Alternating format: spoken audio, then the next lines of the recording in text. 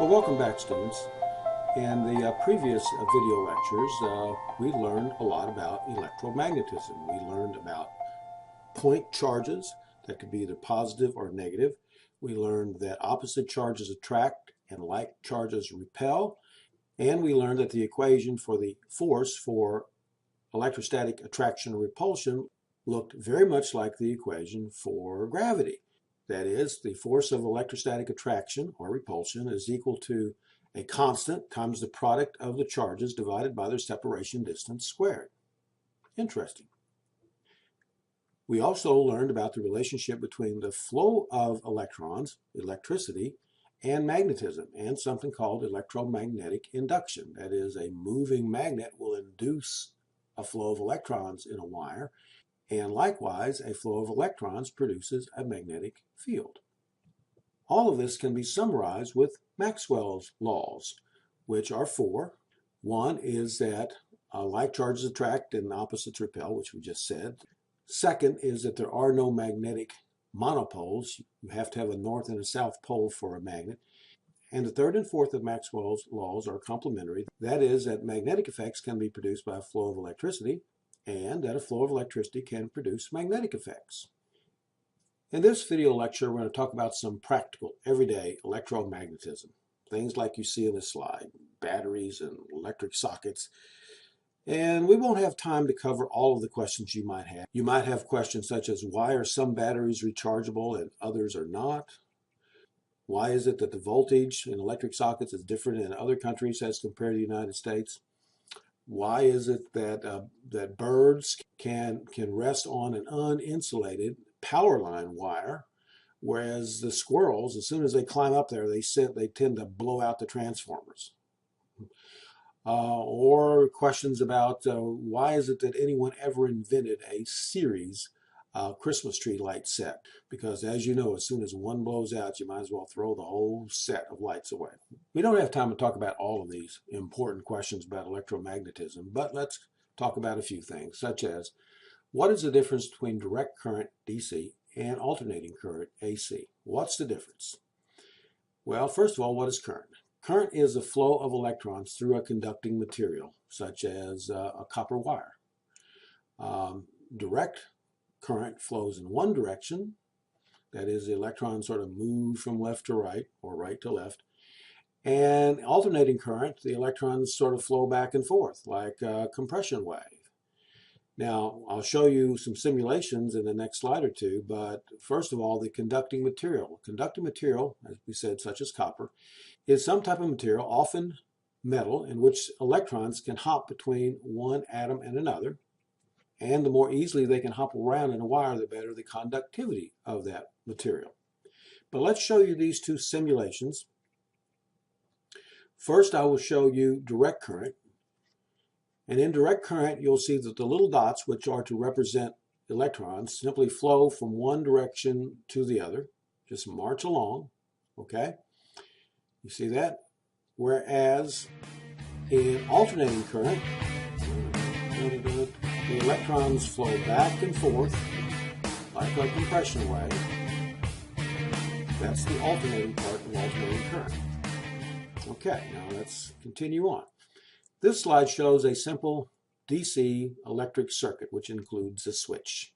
And it shows a battery connected with a wire through three incandescent light bulbs in this case. And how does a light bulb work? Well, the electric current flows through what is called a filament in a light bulb and heats it up very hot, and so hot that it glows, and that's the way a light bulb, an incandescent light bulb, works. Where does the energy come from to heat up that wire, to make it glow? Well, from the battery. And actually in the battery there are chemical reactions that occur when the two compartments, the two poles of a battery, are connected by a wire. So that's the basics of a simple DC electric circuit. And we can buy batteries, these DC sources, in our nearest convenience store. So we're pretty familiar with them. But how do we produce alternating current?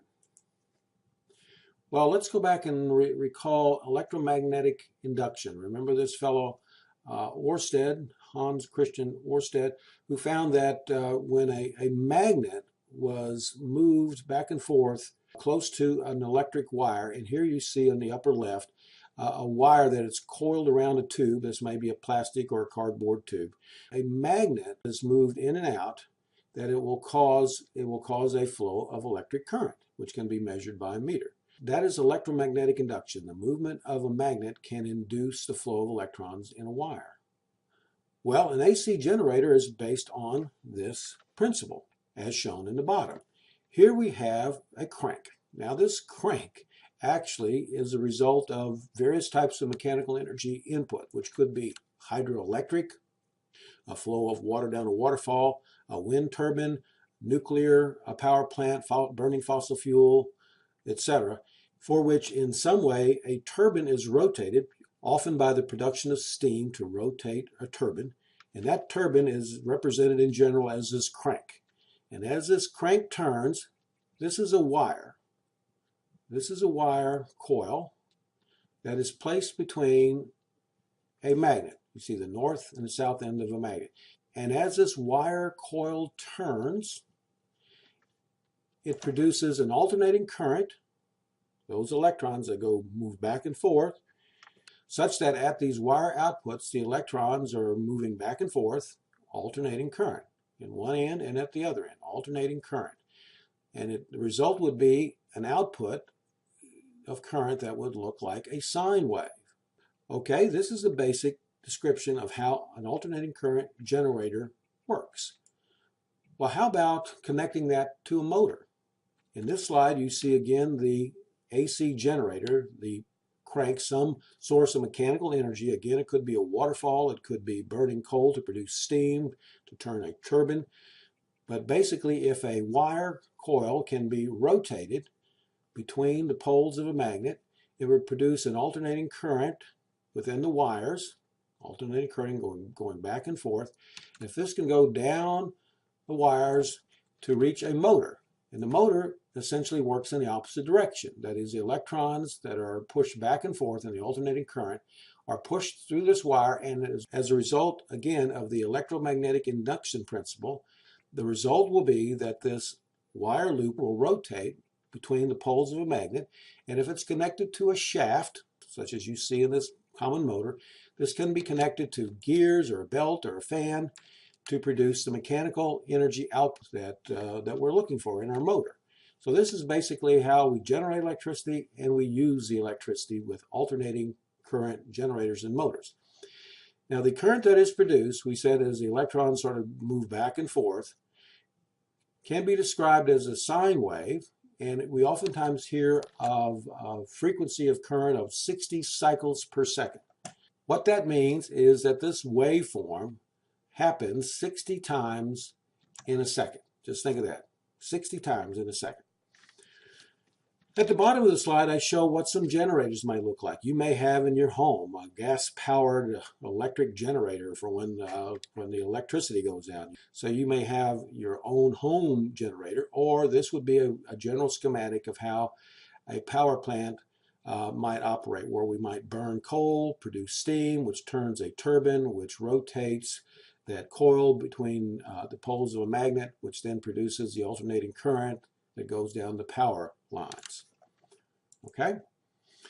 Now, some terms that we oftentimes associate with electricity are voltage, current, and resistance. So what do we mean by these three terms? Well, voltage is essentially the driving force or the pressure due to the difference in charge between 2 points.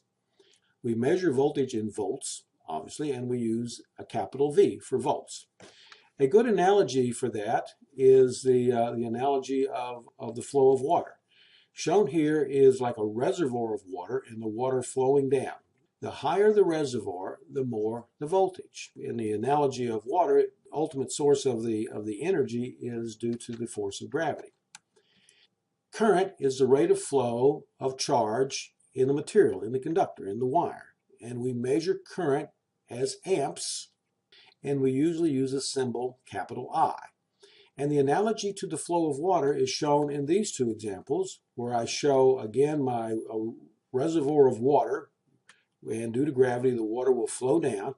In one case I have a wider pipe as compared to the other case.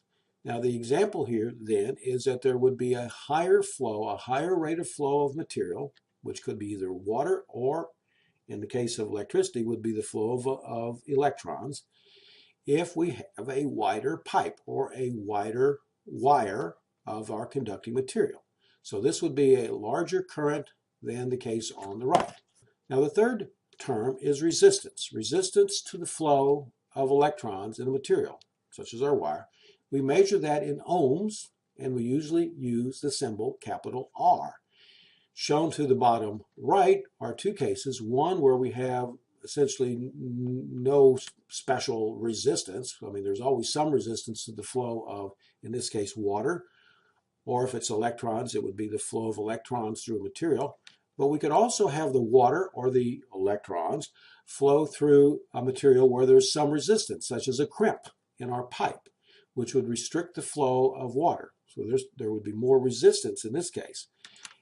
If we're talking about the flow of electrons through a wire, we could insert something called a resistor, which would slow down the flow of current, or the electrons could be flowing through a part of the circuit where the material, the wire, it just has less conductivity. So there should be a relationship between voltage, current, and resistance. Let's think about this. If we have the same voltage, the same hydrostatic head, if we use our water analogy, and we have a wider pipe, we would have a greater current, less resistance. If we have a narrow pipe, we would have less current and more resistance. Okay? So yes, there is a relationship, and that relationship is given by what is called Ohm's law, which is that the voltage is equal to the product of the current times the resistance.